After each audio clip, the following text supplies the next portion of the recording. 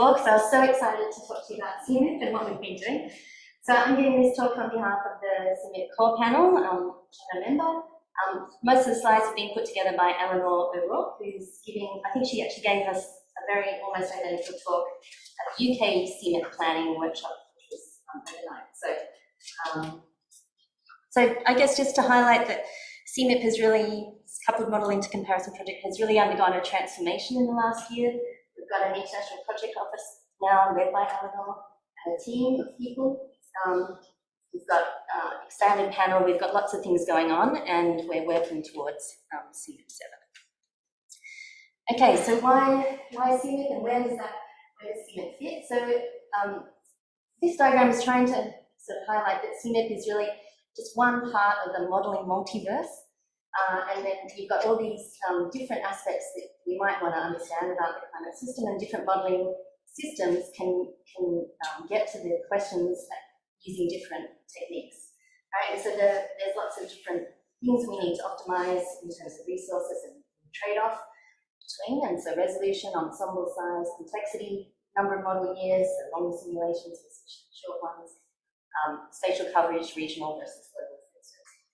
And so CMIP is just one aspect within these different modelling frameworks, so Cordex, which is the dynamical downscaling kind of multi-model framework, high resolution that Christian just mentioned, emulators, which are really simple models, or just a single Earth system model that we have, say, if we're doing experiments with ACCESS. Okay, so why do we need a CMIP 7? We've got lots of data from CMIP 6.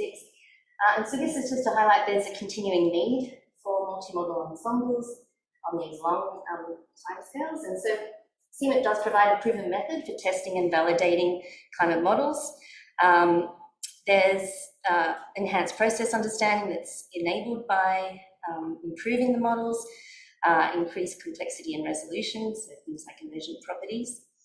We also want to be able to test new hypotheses relating to climate change and projections based on new, updated, extended scenarios. So the scenario questions that we're asking are different than they were 5 years ago.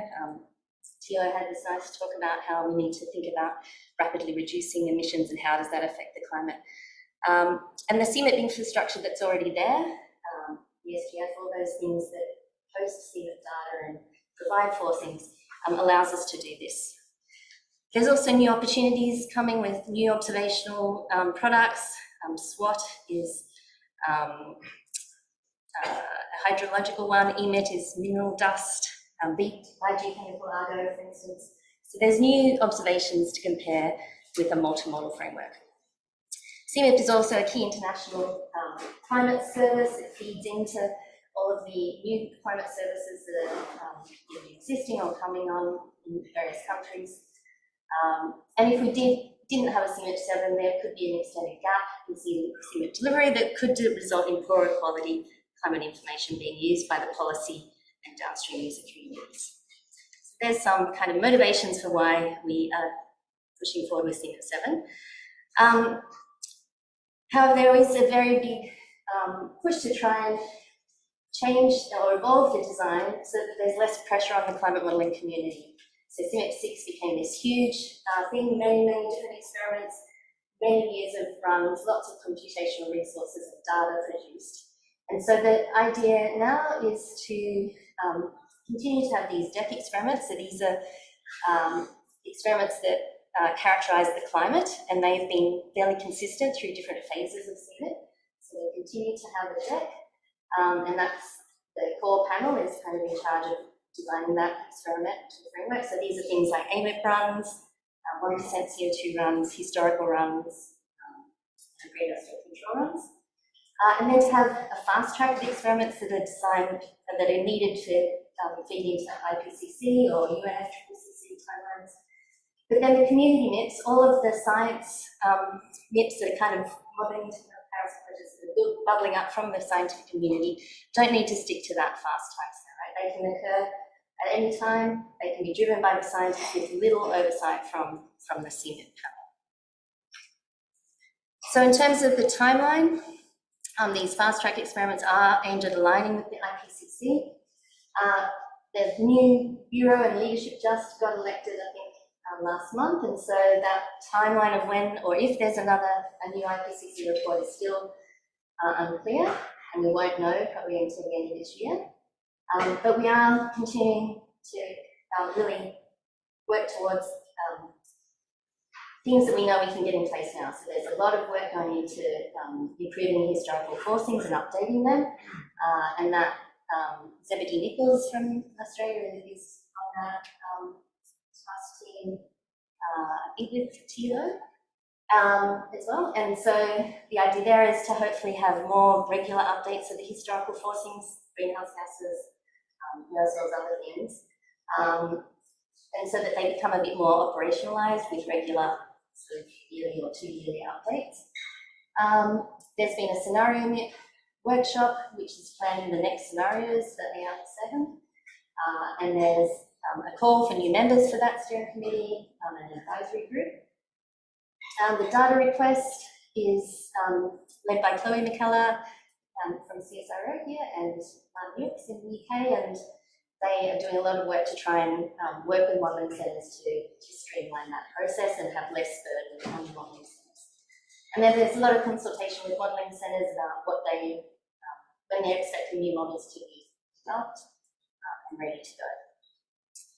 And then we are working on a CMIP experimental design description paper that we'll submit in 2024. Okay. So as I mentioned, there's these task teams that have been established. There's a lot of community involvement in these. This is just the leads of the task teams, but they've got many members. There's opportunities to really contribute to these different areas of CMIP development.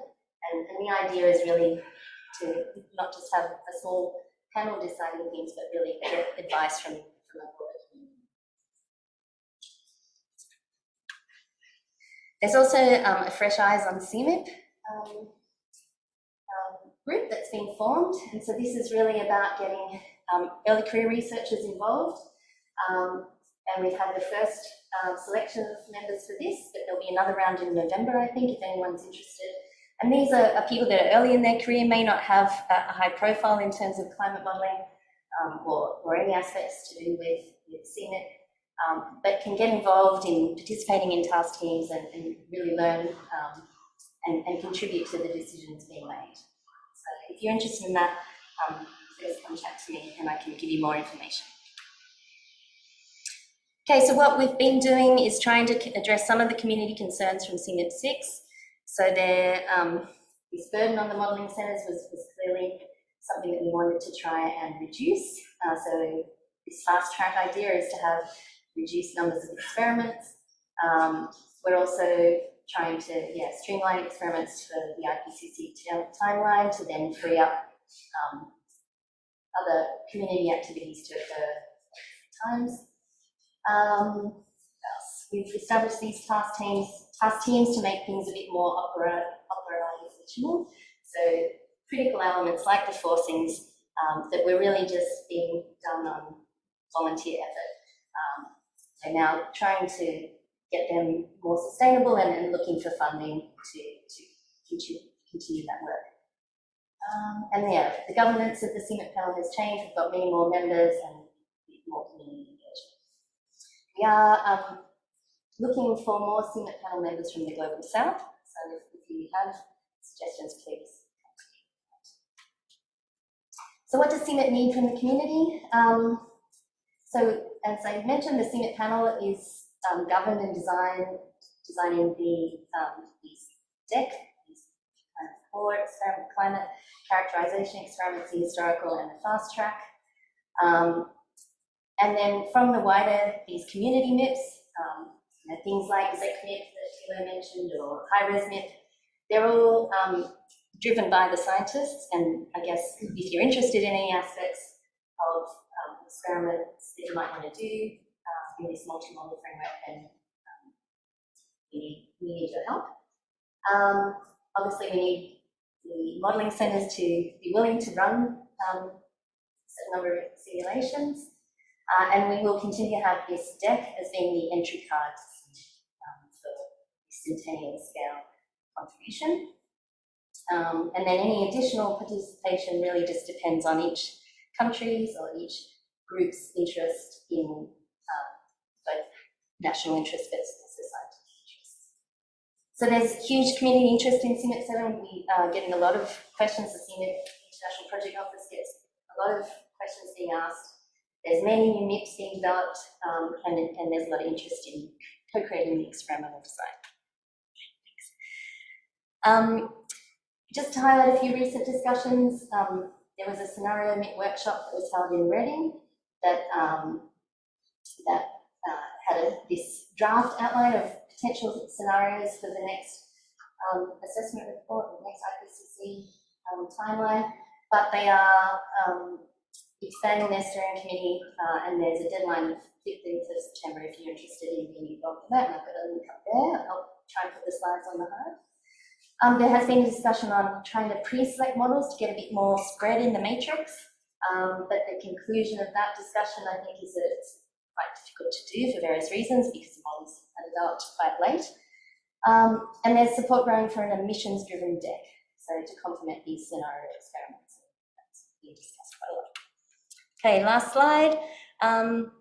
So what's next? So we're looking at potential additions to the deck. So this might be for high-resolution models who can't run these century-long pre-industrial controls. Maybe they could have a shorter deck contribution. So that currently developing a process for proposals for that. And we'll be getting a proposal from the Strategic Ensemble Design Task on these fast-track experiments. In terms of the community MIPS, I think it's going to be pretty hands-off, not going to necessarily be endorsed. I'm going to be attending an in-person meeting in New York in a few weeks, so if you do have any suggestions of how you want CIMIP 7 to evolve, please come chat to me. And I guess these final questions is, what do we want as the access community from CIMIP 7? What MIPS do we want to contribute to? And are you interested in leading a MIP, leading an access model for a particular MIP? Thank you.